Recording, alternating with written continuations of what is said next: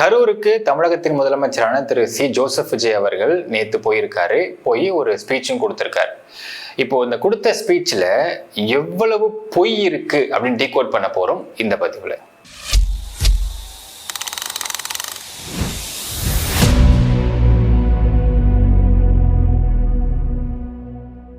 அன்பார்ந்த மக்களுக்கு வணக்கம். நான் உங்கள் கார்த்திக் பிள்ளை and welcome to the K TV. கரூர்ல திரு சி ஜோசப் விஜய் என்கின்ற முதலமைச்சர் அவர்கள் கொடுத்த ஒரு பொய்யான ஒரு பிரச்சாரம் சொல்லலாமா, இல்லை அரசு அதுவும் சொல்ல முடியாது. ஏன்னா ஆரம்பமே குழப்பம்தான் மக்களே. என்னென்ன நானே குழம்பிட்டு இருக்கேன், தெரிஞ்சா நீங்க கொஞ்சம் விளக்கத்தை கொடுங்க. ஒரு கவர்மெண்ட் சார்ந்து அரசு சார்ந்து ஒரு நிகழ்ச்சிக்கு ஒரு முதலமைச்சர் போறாரு அப்படின்னா அங்க பேசுறதுக்குன்னு ஒரு மரபு இருக்கு, ஒரு வழிமுறை இருக்கு. அதே கட்சி சார்ந்து ஒருத்தவங்க ஒரு முதலமைச்சர் அவர்கள் ஒரு மீட்டிங்கு போறாங்கன்னா அங்க பேசுறதுக்கு ஒரு மரபு இருக்கு.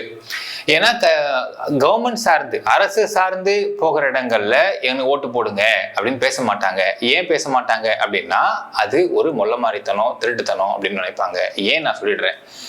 அரசுக்கு அரசுடைய மக்கள் கொடுக்கக்கூடிய வரிப்பணத்திலிருந்து ஒரு அரசு சார்ந்த விழாவை அரசுடைய கஜானால இருந்து பணத்தை எடுத்துன்னு போய் ரெடி பண்ணிட்டாங்கன்னு வச்சுக்கோங்களேன்.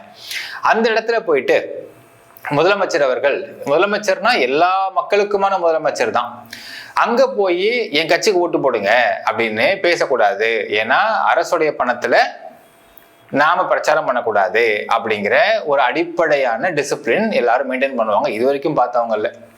ஆனால் திரு சி ஜோசப் விஜய் அவர்கள் இப்ப நேத்தி போனது அப்படிங்கிறது அரசு முறை மீட்டிங்கா இல்ல கட்சி சார்ந்த மீட்டிங்கா அப்படிங்கிறதே தெரியல. அதாவது ஊழல் இல்லாத ஆட்சி கொடுத்துக்கிட்டு இருக்குன்னு சொல்றாரு இல்லைங்களா. இப்ப இதே முதல் ஊழல் தானே. ஒரு அரசு சார்ந்த ஒரு விழாவில் போய் கலந்துக்கிட்டு எப்படி இவரு இந்த இடத்துல பிரச்சாரம் பண்ணலாம், மீட்டிங் போடலாம், எப்படி என் கட்சிக்கு ஓட்டு போடுங்கன்னு சொல்லலாம் அப்படிங்கிறதே ஒரு பெரிய கொஸ்டின் மார்க் மக்களே. இதுவே முதல்ல ஒரு ஊழலாக பார்க்க வேண்டும். சரிங்க, இப்போ இவர் பேசின ஸ்பீச்ல இருந்து எவ்வளவு பொய் பிரச்சாரம் இருக்கு அப்படின்னா, பிரச்சாரம் தான் சொல்லணும், இதை கிட்டத்தட்ட எவ்வளவு பொய்யான ஃபேக் நரேட்டிவ்னு சொல்லலாம், இல்லை ஃபால்ஸ் இன்ஃபர்மேஷன் சொல்லலாம், இல்ல ஒரு ஒரு போகஸ் ஃபேக்ட்னு சொல்லலாம் அப்படின்றதே இப்ப பார்க்கலாம். ஃபர்ஸ்ட் அவர் பேசின ஸ்பீச்ல இருந்து இந்த ஒரு பாட்டை கொஞ்சம் கேட்டுருவோமே. எதிர்பார்த்ததை விட கொஞ்சம் கூட்டம் அதிகமா இருக்கு, கண்ட்ரோல் பண்ண முடியல, வராதிங்க. அந்த ஹைவேல இருந்து அந்த ஸ்பாட்டுக்கு போலீஸே எங்களை உள்ள கூட்டிட்டு வந்து விட்டு அந்த நாடகம்லாம் இருக்கு பாருங்க. அவர் பேசின கேட்டிருப்பீங்க மக்களே. போலீஸ் அலர்ட் பண்ணல அப்படிங்கிறது தான் அவருடைய இங்க வைக்கக்கூடிய ஒரு அலிகேஷன்ஸ். ஆனால் இந்த கரூர் சம்பவத்துக்கு நடந்து முடிஞ்சு 41 பேர் இறந்து போனதுக்கு பிறகு அன்றைய லா அண்ட் ஆர்டர் டிஜிபியாக இருந்த திரு டேவிட்சன் தேவாசிர்வாதம் அவர்கள் ஒரு பிரஸ் மீட் கொடுத்திருப்பாரு. அந்த பிரஸ் மீட்ல அவர் என்ன சொன்னாரு அப்படிங்கிறதையும் வீடியோவை பார்த்துலாம். டிஎஸ்பி கரூர் டவுன் டிஎஸ்பி நம்ம மேம்பாலத்துல இருந்து அந்த பேசுற இடத்துக்கு அவரை தான் அந்த டீமோட பேசி கூட்டு வந்திருக்கிறாரு. ஒரு அட்லீஸ்ட் 50 மீட்டர்ஸ் பிஃபோர் இந்த ஸ்பீக்கிங் பாயிண்ட்ல வச்சு பேசி சொல்லியிருக்கிறாரு. சரிங்க, நிறுத்திக்கலாம், வேண்டாம், கூட்டம் ரொம்ப ஜாஸ்தியா இருக்குது, இங்க வச்சே பேசலாம்னு சொல்லிட்டு. அதுக்கும் அந்த ஆர்கனைசர்ஸ் மறுத்துருக்காங்க. இல்ல நாங்க அந்த பாயிண்ட்டுக்கு தான் போகணும், இங்க இருந்தா எங்களுக்கு கவரேஜ் நல்லா கிடைக்காது, இங்க இருந்தா எங்களுக்கு சரியா மைக் கேட்காது, சரியா கேட்காது. ஸோ அதனாலதான் அங்க இருந்து திருப்பி கொஞ்சம் கொஞ்சமா அந்த வண்டியை கொஞ்சம் புஷ் பண்ணி கிரௌட கொஞ்சம் 2 சென்ட் மூவ் பண்ணி கொண்டு வந்திருக்காங்க. வீடியோ பார்த்திருப்பீங்க மக்களே. இப்போ போலீஸ் சொன்னது, அந்த பிரஸ் மீட்ல சொன்ன விஷயம் பொய் அப்படின்னா அதை இங்க பகிரங்கமா இந்த மாதிரி ஒரு போலீஸ் ஆபீசருங்க இப்படி பேசினாரு, அது உண்மையே கிடையாது, யார் அந்த டிஎஸ்பி பேர் இருக்கா, அப்படி டிஎஸ்பி என்ன சந்திக்கவே இல்லை, அப்படின்னு பார்க்கவே இல்லை அப்படிங்கிறத அவர் சொல்லியிருக்கணுமா. ஆனா அவர் அதை சொல்லலை. அதுக்கு பதில் என்ன சொல்றாருன்னா, என்னை போலீஸே கூட்டிட்டு வந்தாங்க அப்படின்னு சொல்றாரு. இங்க எவ்வளோ பெரிய தப்பு இருக்குன்னு பாத்தீங்கன்னா, இங்க காவல்துறை சொல்றாங்க, சார் இங்க கூட்டம் உள்ள அதிகமா இருக்கு, வெளியவே நீங்க கொஞ்சம் இந்த இடத்துல பேசுங்கன்னும் பொழுது எனக்கு விசிபிலிட்டி சரியா இருக்காதுன்னு சொல்லியிருக்காரு. யோசிச்சு பாருங்க மக்களே, ஒரு சின்ன ஒரு லாஜிக் தான். அதாவது அவ்வளோ கூட்டம், சின்ன இடம், வெளிச்சாம்பரம் சின்ன இடம், அந்த இடத்துல அவ்வளோ கூட்டம் வந்துருச்சு. அந்த கூட்டத்தை நெரிச்சுக்கிட்டு ஒரு அவ்வளோ பெரிய பஸ் உள்ள நுழைஞ்சதுன்னா ஸ்டாம்பிட் நடக்குமா நடக்காதா? இதை நான் மக்கள் அனுமானத்துக்கே விட்டுறேன், நீங்களே பதில் சொல்லுங்க. அடுத்தது அவர் பேசின ஸ்பீச்ல இருந்து இந்த பாட்டை பார்த்துருவோம். இதுக்கெல்லாம் யார் காரணம்? இதெல்லாம் யார் சொல்லி செஞ்சது? இப்படி பண்ணுங்க, அப்படி பண்ணுங்க, சப்போஸ் அப்படி நடந்தா இப்படி பண்ணுங்க, சப்போஸ் இப்படி நடந்தா இந்த மாதிரி இன்ஸ்ட்ரக்ஷன்ஸ் எல்லாம் கொடுத்து அந்த பிரஷர் போடுறது யார்? என் அக்கா, தங்கச்சி, அண்ணன், தம்பி, குடும்ப உறவுகளை இழந்து அந்த வலியோட இருக்கிற என்ன நீங்க ஏளனமா பேசுறீங்களா? ஏன் மேல பழிய தூக்கி போடுறீங்களா? இப்படி ஒரு சம்பவம் நடந்துருச்சு. இது ஏன், எதனால, அதுக்கான பின்னணி என்னன்ட்டு அந்த வலியோட வீட்டுல உட்கார்ந்துட்டு இருக்கிறேன், ஓடி ஒளிஞ்சிட்டான்னு வர சொல்றீங்களா? வாயின்னு முன்ன இருந்தா என்ன வேணாலும் பேசுவீங்களா? வீடியோ பார்த்திருப்பீங்க மக்களே. இதுல 2 ஆதாரத்தை நான் காட்டணும்னு நினைக்கிறேன். ஒரு ஆதாரம் என்னன்னா, இப்படி நடந்தா அப்படி பண்ணுங்க, அப்படி நடந்தா இப்படி பண்ணுங்க அப்படின்னு யார் இன்ஸ்ட்ரக்ஷன் கொடுத்தது? பெரம்பலூர்ல வந்து என்னுடைய ஸ்பீச் கேன்சல் ஆச்சு, கேன்சல் ஆனதுக்கு அப்புறம் இங்க வந்தேன், இங்கேயும் அலர்ட் பண்ணிருக்கலாம்ல அப்படின்லாம் அவர் பேசியிருக்காரு. இப்படி நடந்து போச்சேன்ற வருத்தத்துல நான் இருந்தேன், ஆனா என்ன பார்த்து ஓடிட்டீங்கன்னு சொல்றாங்க அப்படின்னு சொல்றாரு. ரைட், நான் இந்த இடத்துல வந்து விஜய்க்கு சப்போர்ட்டாவே யோசிச்சு பார்க்கலாமே. அப்படி நடந்த வருத்தத்திலையும் நடந்த ஷாக்லையும் தான் இருந்தாரு அப்படின்னா, அந்த அன்னைக்கு தேதியில அவர் திருச்சியில ஏர்போர்ட்ல போறாரு.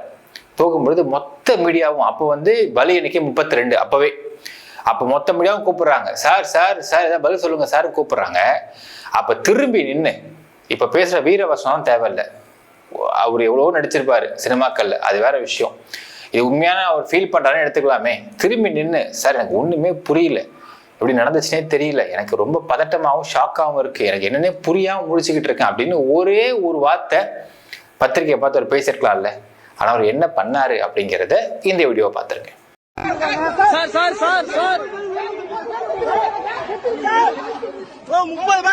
அடுத்தது, அவ்வளோ பெரிய கூட்டம் அங்க வந்ததுக்கு யாரு மூல காரணம் அப்படின்றது இருக்கு இல்லையா? அதாவது 7:30 மணிக்கு அந்த ஸ்பாட்டுக்கு வராருங்க. சப்போஸ் 5 மணிக்கு மீட்டிங் ஆரம்பிக்கும்னு சொல்லியிருந்தா கூட ஒரு அளவுக்கு அந்த 2 hours க்ரௌட் வந்திருக்கும். ஆனால் தமிழக வெற்றி கழகத்தின் பொதுச்செயலாளரான திரு ஆனந்த் அவர்கள் என்ன சொன்னாரு அன்னைக்கு முதல் நாள் பிரஸ் மீட்ல அப்படிங்கிறத ஆதாரத்தோட பார்த்துடலாம். கரூர் ஈரோடு சாலை வேலுச்சாமிபுரத்தில் நாளை மதியம் 12 மணி அளவில் தமிழக வெற்றி கழகத்தின் தலைவர் அவர்கள் மக்களை சந்திக்க இருக்கிறார் என்பதை தெரிவிச்சு வீடியோ பார்த்துருப்பீங்க மக்களே. 12 மணிக்கு மீட்டிங் சொல்றாங்க. ஸோ 12 மணிக்கு விஜய் அண்ணா வந்துருவாரு அப்படின்னு சொல்லிட்டு கொஞ்சம் கொஞ்சமா கூட்டம் சேர ஆரம்பிக்குது. ஒரு கட்டத்துக்கு மேல 5 மணிக்கெல்லாம் கூட்டம், பயங்கர கூட்டம். ஸோ காவல்துறை கரெக்டா அவர் 7 மணிக்கு அந்த இடத்துக்கு வரும்பொழுதே பாலத்துக்கிட்டே அலர்ட் பண்றாங்க, சார் உள்ள போகாதீங்க, சம கூட்டமா இருக்கு, அதனால இங்க இருந்தே நீங்க பேச முடியுமான்றாங்க. இங்க இருந்து முடியாது, சரி கொஞ்சம் ஃப்ரண்ட்ல வாங்க.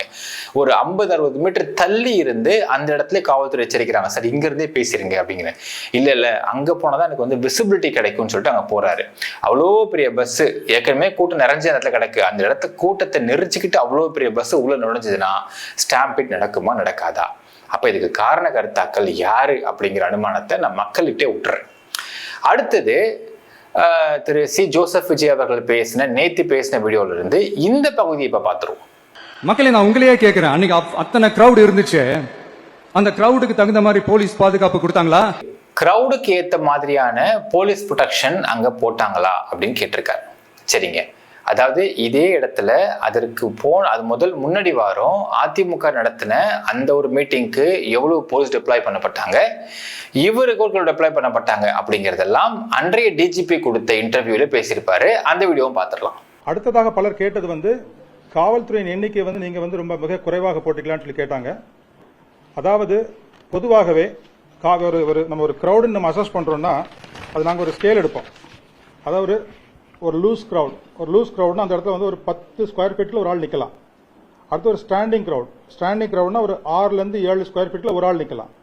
ஒரு டென்ஸ் க்ரௌட் அதெல்லாம் ஒரு 4.5 to 5 ஸ்கொயர் ஃபீட்டில் ஒரு ஆள் நிற்கலாம். ஸோ இது நம்ம கால்குலேட் பண்ணி பார்க்கும் பொழுது அதே மாதிரி அந்த க்ரௌடுடைய கேரக்டர் ஒரு low risk, moderate, high risk, இது மாதிரி பல கேட்டகரிஸ் இருக்குது. பொதுவாகவே ஒரு லோ ரிஸ்க் க்ரௌடுன்னா ஒரு போலீஸ்மேன் ஃபார் 250 to 300 பீப்புள், அதான் லோ ரிஸ்க் கொடுக்கக்கூடிய பந்தோபஸ்து. அடுத்ததாக மாடரேட் ஸ்கேல் இருந்ததுன்னா 1 policeman for 100 to 150 people. High ரிஸ்க்னா 1 போலீஸ்மேன் ஃபார் 50 பீப்புள். இங்கே 27ஆம் தேதி நடந்த நிகழ்வுக்கு அவங்க கொடுத்த வந்து பந்தோபஸ்த் வந்து 500 காவல் அதிகாரிகள், மாவட்ட காவல்துறை கண்காணிப்பாளர் மற்றும் 3 ADSPs, 4 DSPs, 17 inspectors, 58 sub inspectors, மீண்டும் எல்லாம் சேர்த்து மொத்தமாக 500 போல ஒரு ஸ்ட்ரென்த் கொடுத்துருக்காங்க. இந்த ஐஜி சென்ட்ரல் ஜோன் இங்கே தான் கேம்ப் பண்ணிட்டு இருக்காங்க. அன்னைக்கு வந்து ஐஜி சென்ட்ரல் ஜோன் வந்து இங்கே வந்து கேம்ப் பண்ணி ஃபுல்லாக மானிட்டர் பண்ணி வாஷ் பண்ணிட்டு இருக்காங்க பட்டியலில் கம்ப்ளீட்டாக. அடுத்ததாக இதுவரைக்கு தமிழக வெற்றி கழகம் சார்பாக அவங்க நடத்திய மற்ற பகுதிகளில் உள்ள போலீஸ் டிப்ளாய்மெண்ட் தான் உங்களுக்கு சொல்கிறேன். இந்த திருப்பி கேட்கறதுனால சொல்கிறேன். திருச்சி மாநகரத்தில் முதல்ல நடக்கும் பொழுது அங்கே கொடுத்திருந்த போலீஸ் பாதுகாப்பு கொடுத்த காவலர்கள் எண்ணிக்கை வந்து 650. காரணம், ஒரு மாநகரம் பிளஸ் ஏர்போர்ட் கவர் பண்ண வேண்டிய ஒரு சூழ்நிலை அங்கே இருந்தது. அதனால அங்கே கொடுத்தது வந்து 650. அடுத்ததாக அரியலூர் மாவட்டத்தில் மொத்தம் கொடுத்த காவலர்களுடைய எண்ணிக்கை 287. பெரம்பலூர் மாவட்டத்தில் 480. நாகப்பட்டினம் மாவட்டம் 410. திருவாரூர் 413. நாமக்கல் 279. கரூர் 500. நாமக்கல்ல கூட இதே மாதிரி நேற்று ஹீட் ஸ்ட்ரோக் ஆகி சுமார் 34 பேர் ஹாஸ்பிட்டலைஸ் ஆனாங்க. அதில் still about 4 people are still in observation இருக்கிறாங்க. எனக்கு ஒரு சந்தேகம் புரியவே இல்லை. ஆக்சுவலாக ஒரு அரசியல் மீட்டிங் எதிர்பார்க்கக்கூடிய க்ரௌடு வந்து 5000ன்னு வச்சுக்கலாமே. வந்தது 40,000 கிட்ட வந்தாங்க அப்படின்ற மாதிரிலாம் சில தகவல்லாம் வெளியாகுது. சரி, அது எவ்வளோ உண்மை பொய்ன்றதுலாம் வந்து சப்ஜெக்டிவ் இன்வெஸ்டிகேஷன் தான், நம்ம எல்லாம் ஓரம் வச்சிருவோம். ஆனால் க்ரௌடு ரொம்ப ஜாஸ்தியாக இருந்ததுன்றத திரு விஜய் அவர்களே ஒத்துக்கிறார். இந்த இடத்துல என்ன மாதிரி போலீஸ் ப்ரொடெக்ஷன் கொடுக்க முடியும்? என்ன எனக்கு ஒன்றும் புரியல. இப்போ உதாரணத்துக்கு ஒரு கலவரம் நடக்க போகுதுப்பா, நடக்கிற மாதிரி இன்ஃபர்மேஷன் வந்துருச்சு அப்படின்னா, சார் நீங்கள் போலீஸ் ப்ரொடெக்ஷன் கொடுத்தீங்களா சார்? ஏன் சார் நீங்கள் இந்த மாதிரி பண்ணீங்க? கலவரம் பண்ணிட்டாங்க பாருங்க, எரிச்சிட்டாங்க பாருங்க சார்னு ஒரு நியாயமான ஒரு கோரிக்கையை முன்வைக்கலாம். ஆல்ரெடி எக்ஸஸா க்ரௌடு அங்கே இருக்கிறாங்க. இப்போ எக்ஸஸா போலீஸ் அங்கே போட்டால் க்ரௌடு அதிகமாகுமா கம்மியாகுமா? என்ன பண்ண முடியும்? சரிங்க, அடுத்த இன்னொரு கேள்வி நான் கேட்குறேன். போலீஸ் ப்ரொடெக்ஷன் சொல்றாரு இல்லைங்களா? சப்போஸ் க்ரௌடு ஜாஸ்தியா இருக்கு அந்த இடத்துல அப்படின்னு சொல்லிட்டு வரக்கூடிய எக்ஸ்ட்ரா க்ரௌட்ஸை போலீஸ் நிப்பாட்டி வெளியே அனுப்பி இருந்தாங்கன்னா இவங்க என்ன பேசியிருப்பாங்க? அதான் பண்ண முடியும் லாஜிக்கா பார்த்தா. இல்லைங்க, உள்ள வந்து 2000-3000 பேர் நிற்க முடியும், அப்படி 10,000 பேர் இருக்கிறாங்க, உள்ள போவாதீங்கன்னு அந்தந்த வழிகளில் வரக்கூடிய என்ட்ரி பாயிண்ட்லாம் வந்து ஸ்டாப் பண்ணி அந்த க்ரௌடை திருப்பி அனுப்புறான்னு வச்சுக்கோங்களேன். இவங்க என்ன பேசியிருப்பாங்க அப்போ? அப்ப இதேவா என்ன பேசியிருக்கும்? என்ன போலீஸ் ப்ரொடெக்ஷன் கொடுத்துருக்க முடியும்னு நினைக்கிறீங்க? ஒண்ணுமே புரியல மக்களே. அதே விளக்கலாம் அவரு விளக்க மாட்டேங்கிறார். சார் போலீஸ் ப்ரொடெக்ஷன் சார் என்ன சார் பண்ணணும்? போலீஸ் உள்ள வந்து சரி சார் உங்களுக்காகவே நான் பண்றேன் சார். இப்போ மொத்தம் வந்தது 30,000 பேர் வச்சுக்கோங்க சார். 30,000 போலீஸ் இறக்கலாம் தமிழ்நாட்டில இருந்து. என்ன பண்ணுவாங்க அந்த போலீஸ்? ஆளுக்கு ஒரு போலீஸ் போட்டு என்ன பண்ணுவாங்க? என்ன செஞ்சிருக்க முடியும்? என்ன செய்ய முடியும்? க்ரௌட் இன்க்ரீஸ் ஆகுமா குறையுமா? இதெல்லாம் விட ஒரு கூத்து பாருங்க மக்களே. அதாவது அவர் பிரச்சாரம் பண்ணும் பொழுது க்ரௌட் இஷ்டத்தையும் கொண்டு வந்துருவாராம். ஆனால் இவர் பண்ணக்கூடிய நேத்தி பேசின வீடியோல பாத்தீங்கன்னா, நேத்தி பேசின அந்த கூட்டத்துல பாத்தீங்கன்னா 5000 பேர் தான் இருக்கணுமா. இதைத்தான் போய் அன்னையே சொன்னாங்க. அன்னைக்கு மட்டும் நீங்க என்ன சொன்னீங்க? இன்னைக்கு என்ன பண்றீங்க? இதெல்லாம் என்ன கூத்துன்றதை நீங்களே பாத்துக்கங்க. அடுத்து நேத்தி அவர் பேசின வீடியோல இருந்து இந்த பகுதியை கொஞ்சம் பார்த்துருவோம். நமக்காக வந்திருக்கிற மக்களை காக்க வைக்கிறதுக்கு நான் ஒன்னும் ஆதாயம் தேடுற அரசியல்வாதி எல்லாம் கிடையாது. மக்களை காக்க வைக்கிறது எண்ணமே கிடையாது அப்படிங்கிறாரு. ரைட்டுங்க, நான் உங்களுக்கே சப்போர்ட் பண்ணி சொல்றேன். திரு புசி ஆனந்த் அவர்கள் 12 மணிக்கு மீட்டிங் அனௌன்ஸ் பண்றாரு. நீங்க வர்றது 7:30 மணிக்கு. அப்ப இந்த 7-7:30 மணி நேரம் வந்து மக்கள் காத்துக்கிட்டு இருந்தாங்களா, பறந்துகிட்டு இருந்தாங்களா? இதுக்கு என்ன பதில்? அதை மக்கள் நீங்களே சொல்லுங்க. அடுத்து அவர் பேசின வீடியோல இருந்து இந்த பகுதியை பார்த்துருவோம். மக்களே, உங்களை விட எனக்கு இந்த காசு பணம் முக்கியமா என்ன? இவ்வளவு குறைகள் நம்ம மேல சொல்றாங்களே, இப்ப நான் சொன்ன மாதிரி அவங்களால ஓப்பனா சொல்ல முடியுமா? அந்த தில்லி இருக்கா, திராணி இருக்கா? ஒரு கிடையாது. இந்த பகுதியை வந்து நான் ரொம்ப சென்சிட்டிவாவே பார்க்கிறேன் மக்களே. ஏன்னா நேற்று நடந்த அந்த மீட்டிங், அந்த பிரச்சாரத்தை எங்க டெலிகாஸ்ட் பண்ணாங்க அப்படிங்கிறத ஒரு வீடியோ பார்த்துருவோமா?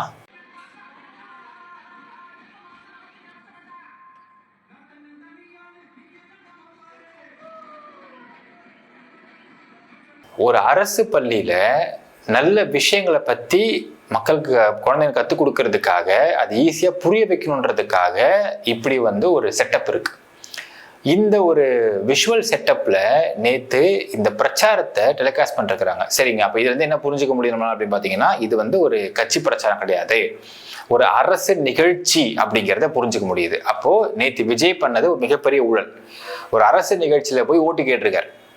அப்போ அரசுடைய காசுல ஒரு ஓட்டு கேட்டிருக்காரு அப்படின்னா அதான் ஃபர்ஸ்ட் ஊழல் நம்ம புரிஞ்சுக்க முடியுது. சரி, இப்போ அடுத்த விஷயத்துக்கு வரலாமே. ஒரு குழந்தைங்க வைக்கிறதே, இந்த நிகழ்ச்சியை குழந்தைங்க பார்க்க வைக்கிறதே தேவையற்ற விஷயம்தான்.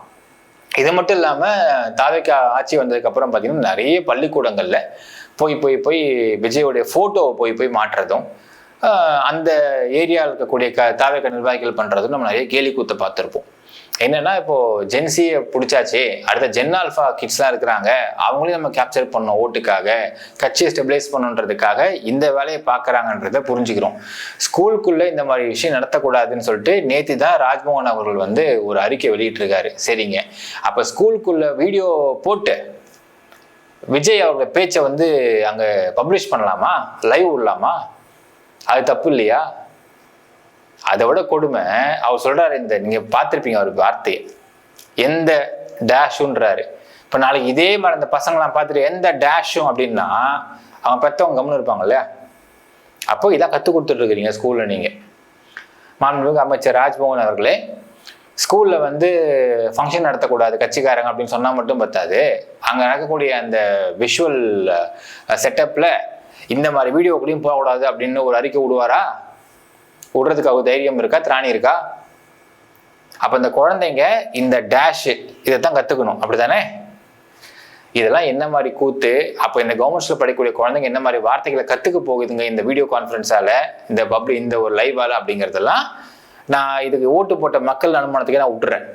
அடுத்தது இவர் பேசின இந்த வீடியோ நம்ம பார்த்துருவோம், இந்த போர்ஷனை பார்த்துருவோம். ஹைலைட் காமெடி என்னன்னா, சட்டசபையில பேசும்போது பார்ட்டி ஃபண்டுன்னு தான் சொன்னேன். அது எந்த பார்ட்டி, என்ன ஃபண்டு, யாரு, என்ன பேரு எதுவுமே சொல்ல, பார்ட்டி ஃபண்டுன்னு சொன்னவன எடுத்தாங்க பாருங்க ஒரு ஓட்டம். இந்த வீடியோக்கு பதில் சொல்றதுக்கு எனக்கு 2 வீடியோ தேவைப்படுது மக்களே, 2 ஆதாரம் வேணும். ஒன்று, ரீசெண்டாக பார்த்தீங்கன்னா இங்கே கோர்ட்டில் இருக்கக்கூடிய பப்ளிக் ப்ராசிக்யூட்டர் அப்பாயின்மெண்ட்ல நான் மனு கொடுத்துருக்கேன், நான் ஒரு அட்வொகேட்டு.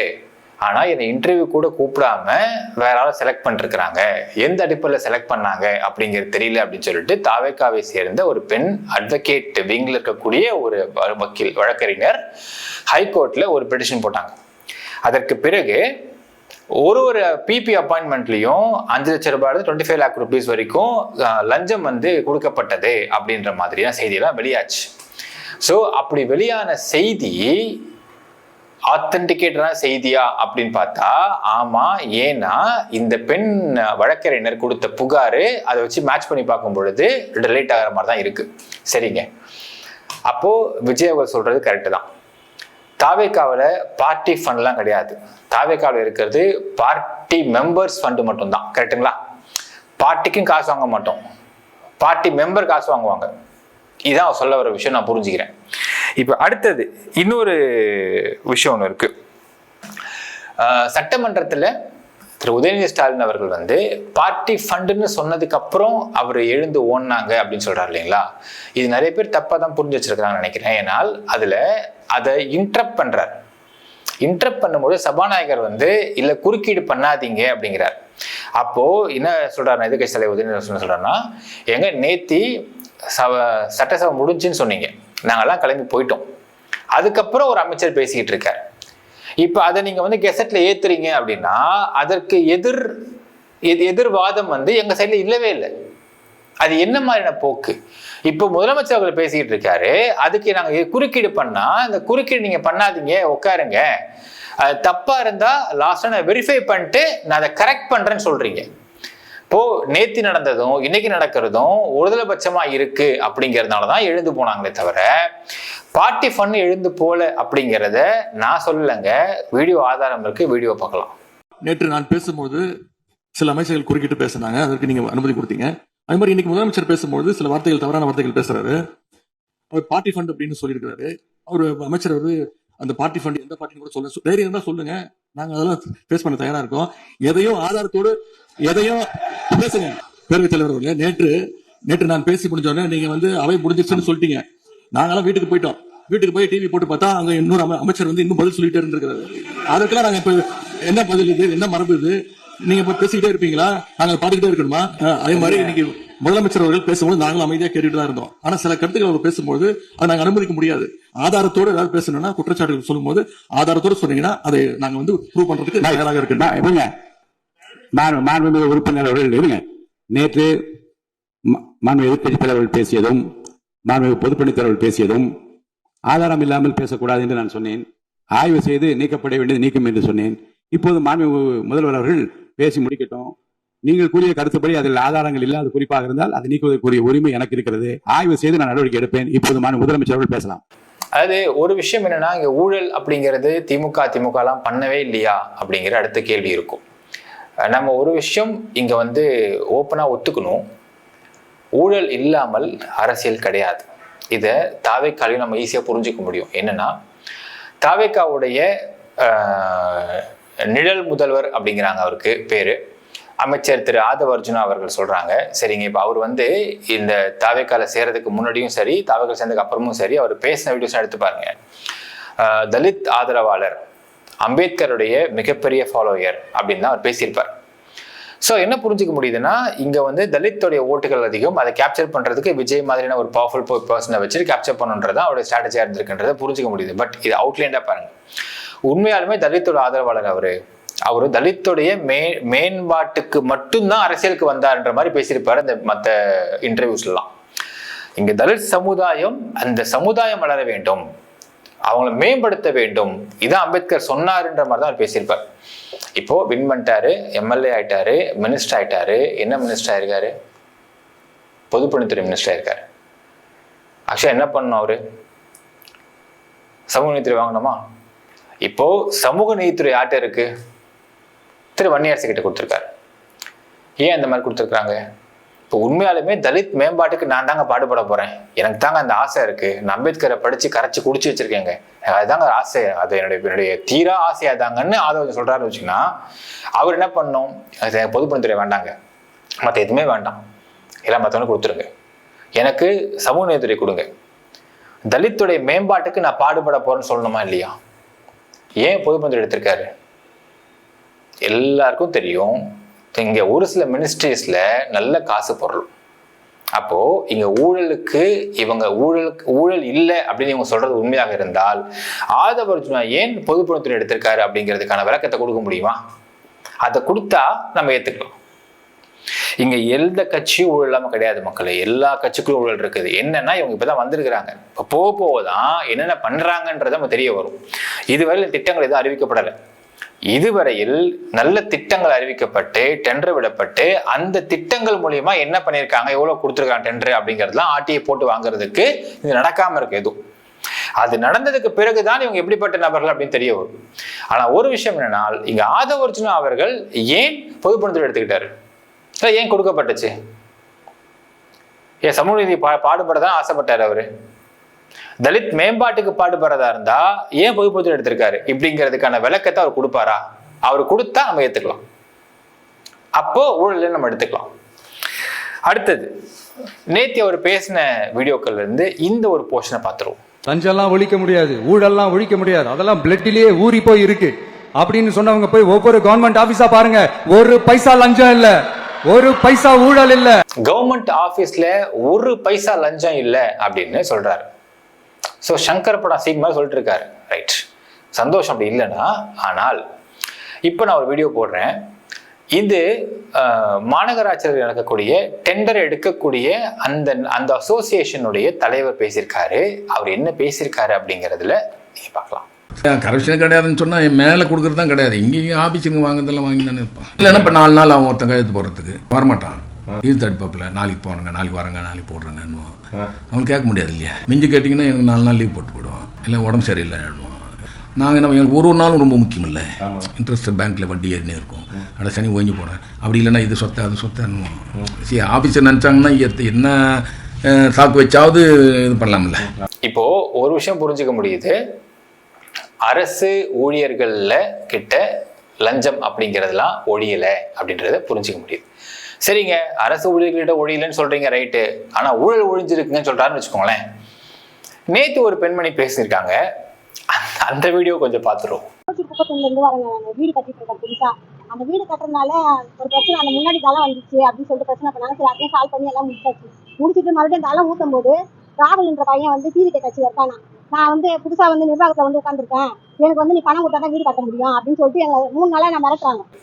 ஆனா விஜய் சொன்ன கரெக்டு தான் மக்களே. அது எங்க ஆட்சியில பார்ட்டி ஃபண்டு கிடையாது, ஆனா பார்ட்டி மெம்பர் ஃபண்ட் இருக்குன்னாரு பாத்தீங்களா. அதை உறுதிப்படுத்தும் விதமாக இருக்குது இந்த பெண்மணி பேசிய விஷயம்ன்றத புரிஞ்சுக்க முடியுது. இப்போ அடுத்தது நேத்து விஜய் அவர்கள் பேசின வீடியோல இருந்து இந்த போர்ஷனை பார்த்துருவோம். அதே மாதிரி இந்த L&T நிறுவனத்தோட 18,600 crore 3 திட்டங்கள் அந்த ஒப்பந்தம் அந்த கையெழுத்து போட்டிருக்கிறோம். L&T கிட்ட இருந்து ஒரு புதிய திட்ட ஒப்பந்தம் கையெழுத்தாகி இருக்கு அப்படிங்கிறாங்க. ஆனால் இந்த செய்தி வெளியான பொழுது என்ன சொன்னாங்கன்னா, L&T-யோடைய எக்ஸிஸ்டிங் ப்ராஜெக்டோட எக்ஸ்டென்ஷன் கையெழுத்தாகிருக்குன்னு சொன்னாங்களே தவிர ஒரு புதிய ப்ராஜெக்ட் புதிய ஒப்பந்தம் அப்படிங்கறத சொல்லல. சரிங்க, இது புதிய ஒப்பந்தம்னு சப்போஸ் அவர் சொல்றாரு அப்படின்னா, நேற்று பேசினாரு, அது என்ன ஒப்பந்தம், என்ன பண்ண போறாங்க L&T, ஏதாவது விளக்கம் கொடுத்தாரு பாத்தீங்களா. சோ அவர் புதிய ஒப்பந்தம் கையெழுத்து, இதனால இத்தனை பேர் வேலை வாய்ப்பு நடக்கும் அப்படின்னு சொல்லிட்டு முடிச்சாரே தவிர அது என்ன ப்ராஜெக்ட், என்ன ஒப்பந்தம், என்ன செய்ய போறாங்கன்றத விளக்கமே இல்லை. ஆனால் அந்த ஒப்பந்தம் அப்படிங்கிறது எக்ஸிஸ்டிங் ப்ராஜெக்டோட எக்ஸ்டென்ஷன் ஒப்பந்தம் அப்படிங்கிறது தான் நியூஸ் செய்தியில வந்த நியூஸ் மக்களே. அடுத்தது நேத்து பேசின ஒரு வீடியோல இருந்து இந்த போர்ஷனை பார்த்துடலாமா. வரப்போற அறிஞர் அண்ணா அவர்களுடைய பிறந்த நாள்ல உங்க அண்ணனுடைய அரசுல தாய்மாமன் தங்க மோதிர திட்டம் அறிவிக்கப்படும். அதாவது இங்க தாய்மாமன் தங்க மோதிரம் திட்டம் அப்படிங்கிறதுல இப்ப வெளியே வந்ததுக்கு அப்புறம் தான் எவ்வளவு ஸ்கேம் நடக்க போகுதுன்றதை மக்கள் பார்க்க போறாங்க. ஏன் நான் சொல்றேன், ஃபர்ஸ்ட் என்ன சொன்னார்னா, தமிழ்நாட்டில் பிறக்கக்கூடிய குழந்தைகள் எல்லாருக்குமே தங்க மோதிரம் கொடுக்கப்படும் சொல்லிட்டு பிரச்சாரத்துல பேசுறதாக செய்தியெல்லாம் வெளியாச்சு. அதுக்கப்புறம் அரசு மருத்துவமனையில் பிறக்கிற குழந்தைங்களுக்கு மட்டும்தான் இந்த தங்க மோதிரம் சொல்லிட்டு அறிவிச்சார். இப்ப இன்னொரு விஷயம் சொல்றேன், பிரைவேட் எம்ப்ளாயீஸ், பிரைவேட் கம்பெனியில் வேலை பார்க்கக்கூடிய நிறைய எம்ப்ளாயீஸ் பார்த்தீங்கன்னா அவங்களுடைய ப்ரெக்னென்சி டைமில் ஒரு இஎஸ்ஐ கார்டு இருந்துச்சுன்னா அந்த இஎஸ்ஐ கார்டை வச்சுக்கிட்டு ப்ரெக்னென்சியில் 20,000, 30,000, 50,000 வரைக்கும் வந்து நம்ம அந்த ப்ரெக்னென்சியோட அந்த எக்ஸ்பென்சஸை வந்து திரும்ப ரீஎம்பர்ஸ் பண்ண முடியும் அப்படிங்கிற ஒரு ஸ்கீம் இருக்குது. அதனால என்ன பண்ணுவாங்கன்னா, பிரைவேட் ஹாஸ்பிட்டல்ஸில் குழந்தைய எல்லாமே சிகிச்சையில ஃபுல்லாக பார்த்துக்குவாங்க. பார்த்துட்டு இங்கே இஎஸ்ஐயில் வந்து ஒரு நோட்டு மட்டும் போட்டுக்குவாங்க. நோட்டு போட்டுட்டு அந்த நோட்ல கவர்மெண்ட்ல பார்த்த மாதிரியே ஒரு கணக்கு காட்டிட்டே வருவாங்க. கணக்கு காட்டிட்டு வந்து குழந்தை அங்கே பிறந்ததுக்கு அப்புறம் இஎஸ்ஐயில் போயிட்டு அப்ளை பண்ணுவாங்க. குழந்தை பிறந்துச்சு, எப்படி பிறந்துச்சு, என்னமா இப்படி பிறந்துச்சுன்னு சொல்றீங்க, இல்லை சார் டக்குன்னு வலி வந்துருச்சு, வலி வந்ததுனால நான் உடனே வேற வழி இல்லாமல் பக்கத்தில் இருக்கக்கூடிய பிரைவேட் ஹாஸ்பிட்டல் போய் நாங்கள் வந்து குழந்தைய பெற்று எடுத்துட்டோம் அப்படின்னு சொல்லிட்டு ஒரு ஸ்டேட்மெண்ட் கொடுத்துருவாங்க. ஸோ இங்கே இஎஸ்ஐயில் கார்டு போட்டிருக்கிறதுனால, நோட்டு போட்டிருக்கிறதுனால அவங்க அந்த இஎஸ்ஐ ஃபண்டுன்றது அவங்களுக்கு வரும். ஸோ இப்படிலாம் வந்து நிறைய தவறுகள், இதை தவறுன்னு சொல்றதா என்னன்னு சொல்றதான்னு தெரியல, இப்படி நடந்துக்கிட்டு தான் இருக்கு ப்ராக்டிக்கலா. இப்போ அதே மாதிரி என்ன பண்ணுவாங்கன்னா, பிரைவேட்ல இருக்கக்கூடிய சிகிச்சை ஃபுல்லா பார்த்துட்டு அதே மாதிரி கவர்மெண்ட் ஹாஸ்பிட்டல்ல குழந்தை பிறந்தா மட்டும்தான் தங்க மோதிரம் கொடுக்கப்படும் அப்படின்னால், கவர்மெண்ட் ஹாஸ்பிட்டல்ல குழந்தை பிறந்த மாதிரி கணக்கு ரெடி பண்ணிக்கிட்டு இந்த தங்க மோதிரத்தை வாங்க மாட்டாங்க அப்படிங்கிறது என்ன நிச்சயம் இருக்கு? இல்லை இதை எப்படி அவங்க ஸ்க்ரூட்டினி பண்ண போறாங்க, எப்படி மானிட்டர் பண்ண போறாங்க, எப்படி செய்ய போறாங்க அப்படிங்கிற இந்த திட்ட அறிவிப்பும் வெளியாகலை. ஆனால் நமக்கு தெரிந்து இது எப்படிப்பட்டதாக நடக்கும் பார்த்தீங்கன்னா, தாவேகா சப்போர்ட் பண்ணக்கூடிய அந்த பெண்களுக்காக பார்த்து இந்த தங்க மோதிரம் போக போதா அப்படிங்கிறதெல்லாம் இந்த திட்டம் வந்ததுக்கு அப்புறம் எவ்வளவு குழப்பங்கள் ஏற்பட போகுது அப்படிங்கிறத நம்ம வந்து லைவாவே பார்க்கலாம் மக்களே. அடுத்து சொன்னாரு மேகதாது அணை, அதுக்கு நான் பேசுன்னு சொல்றாங்க அப்படின்னு சொல்றாரு இல்லைங்களா. இங்க ரெண்டு விஷயம் வந்து இதுல நாங்க குறிப்பிட விரும்புறேன். சட்டசபையில மேகதாது அணை கட்டக்கூடாது அப்படிங்கிறதுக்கு ஆதரவா எல்லாரும் ஒரு மனதா தீர்மானம் போட்டோம், இதெல்லாம் நாங்க பண்ணலையா அப்படின்ற மாதிரி கேட்கிறாரு. ஒரு விஷயம் நம்ம புரிந்து கொள்ள வேண்டும் மக்களே, சட்டசபையில இந்த மாதிரி தீர்மானங்கள் நீட்டுக்கூட தான் போட்டீங்க, என்னாச்சு? சுப்ரீம் கோர்ட் என்ன சொன்னாங்க? ஒரு exam cannot be an enemy for students சொல்ல. இப்போ மேகதாது அன்னைக்காக நீங்கள் தீர்மானம் போட்டு கொண்டு போய் இதுக்கு சென்ட்ரல் கவர்மெண்ட் கொடுக்குறீங்க, அவங்க என்ன சொல்ல போறாங்க? இந்த தீர்மானத்தால ஒன்றும் பிரயோஜனமும் கிடையாது. நம்ம என்ன கேட்குறோம்னா, இங்க தாவேகா ஜெயிச்ச உடனே 5 எம்எல்ஏக்களை வைத்துக்கொண்டு காங்கிரஸ் கட்சி மொத்தமா வந்தாங்கல்ல, வந்தப்போ இங்க காங்கிரஸ்க்கு ஆதரவு தாவேகான்னு கூட்டணியா போட்டாங்கல்ல. அப்போ இங்க கர்நாடகாவில் யார் ஆட்சி பண்றா? காங்கிரஸ் ஆட்சி பண்றாங்க. இப்போ திரு ஜோசப் விஜய் அவர்கள் ராகுல் காந்தியை போய் சந்திச்சு, சார் இந்த மாதிரி நம்ம கூட்டணியாக தமிழ்நாட்டில் இருக்கோம் உங்களுக்கு தெரியும், ஆனால் கர்நாடகக்காரங்களும் காங்கிரஸ்காரங்க தான் மேகதாது கட்டுறேன்னு சொல்றாங்க. எப்படி மேகதாது கட்டுனா எனக்கு இங்க பிரச்சனை, என் மக்கள் இங்க பாதிக்கப்படுவாங்க, நீங்க ஒரு அறிக்கை விட்டா அவர் ஸ்டாப் பண்ணுவாரு அப்படின்னு ஒரு வார்த்தை பேசினாரா? ஒரு கூட்டணி கட்சினா இதை பண்ணணுமா, இல்ல சட்டசபையில் உட்காந்து தீர்மானம் போட்டு உட்காந்துருக்கணுமா? என்ன செய்யணும்?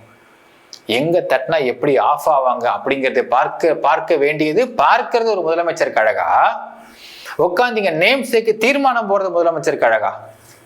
இதுக்கு மக்களே பதில் சொல்லட்டும். காங்கிரஸ் கூட்டணி, கர்நாடக காங்கிரஸ் ஆட்சி, மேகதாது கட்டுறன்னு சொல்றாங்க.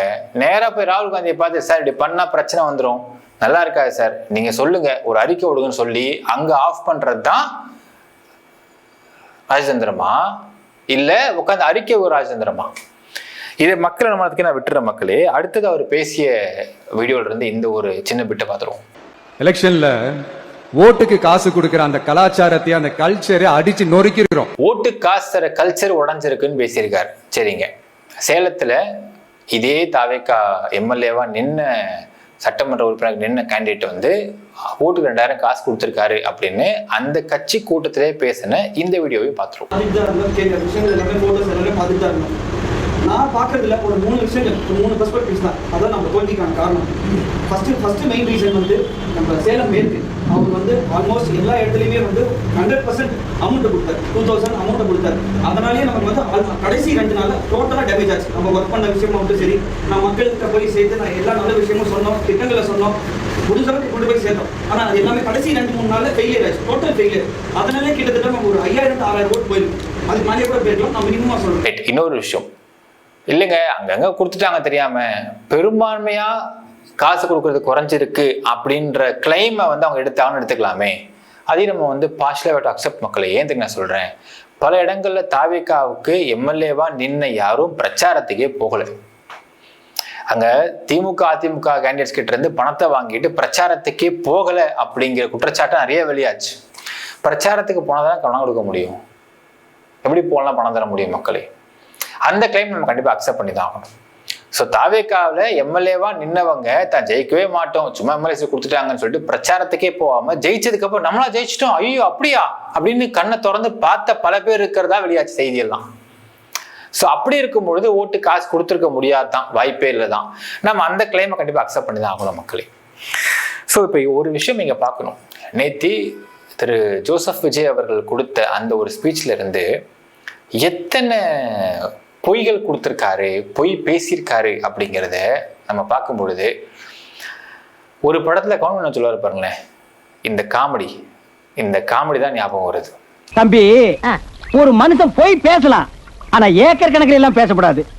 அது எப்படா நெஞ்சில கொஞ்சம் கூட ஈரம் இல்லாம இவ்வளவு பெரிய பொய் சொல்ற? அதாவது மக்களே, அரசியல்ல நம்மளை ஆளக்கூடியவர்கள்கிட்ட ஒரு அடிப்படையான ஒரு நேர்மை இருக்கணும்னு எதிர்பார்க்கறது இங்க இருக்க ஒவ்வொரு குடிமகனுடைய கடமை மற்றும் ஆசை. அதுல வந்து எந்த ஒரு மாற்று கருத்துமே கிடையாது தான். ஆனா ஒரு சீஃப் மினிஸ்டர் இருக்கக்கூடிய திரு சி ஜோசப் விஜய் அவர்கள் தன்னுடைய பிரச்சாரத்துல, தன்னுடைய பேச்சுல இவ்வளவு பொய்கள் எடுத்து விடுறாரு. அதை டீகோட் பண்ணி இங்க வெளியே சொல்ற அளவுக்கு, இந்த அளவுக்கு அது வந்து பொய் பிரச்சாரமா இருக்கு அப்படின்னால் மக்களுக்கு எதை நம்புறது எதை நம்பக்கூடாது அப்படிங்கிறத தாண்டி, இவரை நம்பக்கூடாது பாப்பா, இவர் பேசினா நிறைய பொய் பேசுவாருப்பா, நீ பாரு ஒரு மீட்டிங் ஒரு பேசி முடிச்சு வெளியே வந்தவொடனே டீகோட் பண்ணுவாங்க பாருங்களேன், டீகோட்ல நிறைய உண்மை வெளியே வரும் பாரு அப்படிங்கிற எதிர்பார்ப்பு வந்துருச்சுனால், அப்ப இவர் இத்தனை வருஷமா கட்டமைச்சு இவ்வளோ ஸ்ட்ராட்டஜி ஒர்க் அவுட் பண்ணி இவ்வளோலாம் செஞ்ச ஒரு பில்டிங் அப்படிங்கிறது உடஞ்சி உழுந்துரும், சுக்குநூறாக போயிடும். இதுதான் கண்டிப்பா எதிர்கட்சிக்கும் தேவையா இருக்கு.